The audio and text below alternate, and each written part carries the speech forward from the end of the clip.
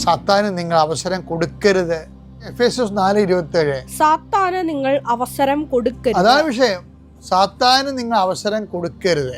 കാര്യം അവനാണെങ്കിൽ അവസരം തിരക്കുന്നകണ കക്ഷിയാണ്. ആരെ വിഴുങ്ങണമെന്നറിയാതെ പത്രോസ് പറയുന്നുണ്ടല്ലോ. അത് 1 പത്രോസ് 5:8. നിങ്ങളുടെ ശത്രുവായ പിശാച് അലറുന്ന സിംഹത്തെ പോലെ ആരെ വിഴുങ്ങണമെന്ന് അന്വേഷിച്ചുകൊണ്ട് ചുറ്റി നടക്കുന്നു.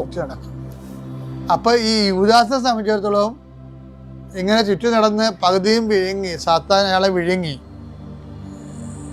വിഴുങ്ങിയ സ്ഥിതിക്ക് പിന്നെ ദൈവത്തിന് അയാളെ ആവശ്യമില്ല. അതാണ് ഈശോ പറയണത്, നീ ചെയ്യാനുള്ളത് വേഗം ചെയ്യാൻ. ഇപ്പം ദൈവം നമ്മളെപ്പോഴും ഓർത്തേക്കണം, ഓരോരോ വിഷയത്തിൽ ദൈവം വന്നിട്ട് അത് ചെയ്യരുത് ഇത് ചെയ്തെന്ന് പറയത്തില്ല.